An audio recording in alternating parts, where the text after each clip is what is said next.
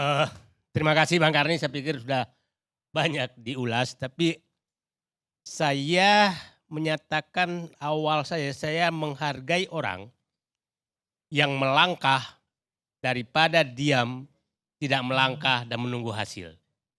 Dan saya melihat Purbaya adalah orang itu, dia melangkah dan dia tahu resikonya apakah langkah pertama salah, dia akan evaluasi di langkah kedua daripada hanya duduk tidak melangkah.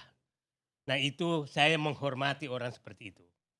Nah kita ini kan, ya nanti Pak buat Bawaslu bisa menjelaskan nanti gimana sih harusnya Menteri Keuangan bersikap. Itu kita ingin dengar. Karena saya kan mulai Ali Wardana, Sumarlin, Ketum Pak Fuad Bawasir sampai Purbaya. Jadi saya mengikuti bagaimana gaya-gaya Menteri Keuangan. Dan memang baru kali ini ketemu gaya yang agak lain.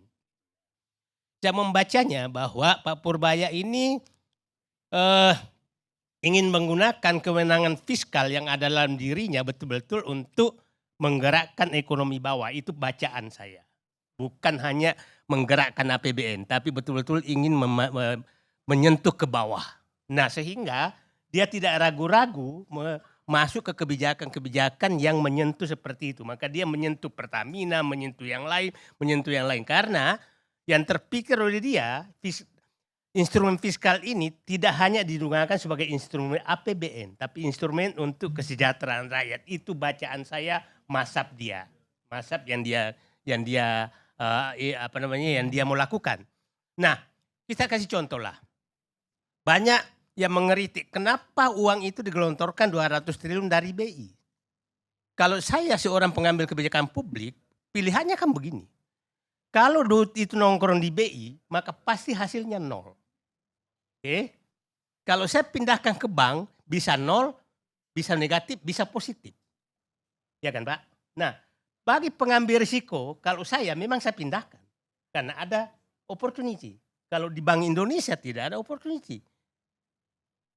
Kalau di Bank Indonesia, kalau uang ini hasil dari Sun, artinya rakyat dibebani 7% dong bunga Sun. Kalau saya pindahkan ke bank, maka saya sebagai pemegang uang itu maka sudah dapat dari bank 4%, tinggal 3% dong ditanggung oleh negara. Nah, lepas bahwa apakah itu gagal apa tidak gagal, itu namanya pemimpin pengambil resiko. Kalau hanya mengambil resiko, simpanannya di BI semua. Nah, kita butuh pemimpin-pemimpin yang berani mengambil resiko di tengah-tengah kesulitan seperti ini. Nah, itu mungkin Pak Purbaya lihat dan dia tahu resikonya. Jadi saya menghargai kalau perlu tiap hari Purbaya membuat agenda terhadap dirinya untuk ditekan di kemudian hari. Itulah pemimpin. Jadi maksudnya besok dia menyatakan lagi ini supaya nanti Bapak nagih lagi apa hasilnya, itu bagus. Nah, supaya di dalam dirinya memang ada janji ada langkah yang ditunggu orang seperti tadi. Apakah betul terjadi pertumbuhan dengan melepaskan 200%, 200 triliun? Ya itu bagus daripada di BI, nggak ada ditagih. Nah pemimpin-pemimpin perlu banyak pemimpin seperti itu daripada menteri-menteri yang diem, nggak jelas mau kemana. Ya itu jauh lebih bagus kalau gaya-gaya Purbaya ini perbanyak. Ya di Menteri Pertanian begitu, Menteri Perindustrian pernah nggak kita dengar mau kemana dia? Ya kan Pak? Kita nggak pernah dengar. Menteri PU kita pernah mau dengar mau kemana dia? Menteri Perhubungan kita tahu nggak mau kemana dia? Nah ini lebih bagus menteri yang kita tahu dia mau kemana. Sehingga kita tahu di tikungan mana dia kita harus tagih. Nah gaya Purbaya ini perlu diperbanyak. Bukan malah dikurangi. Karena saya lebih suka, saya ulangi.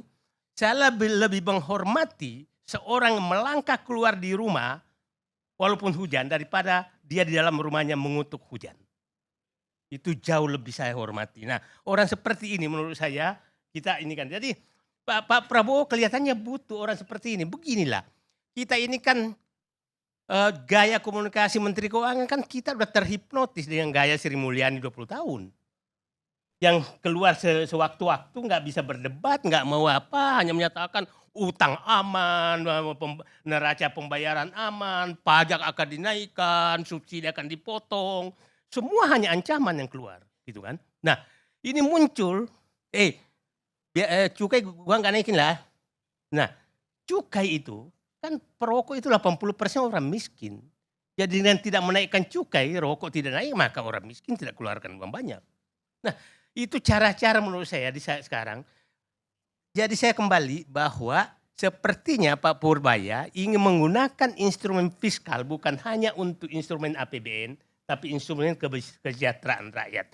Termasuk pengeluaran, maka dia betul-betul lihat, kan dia bilang begini, beraninya.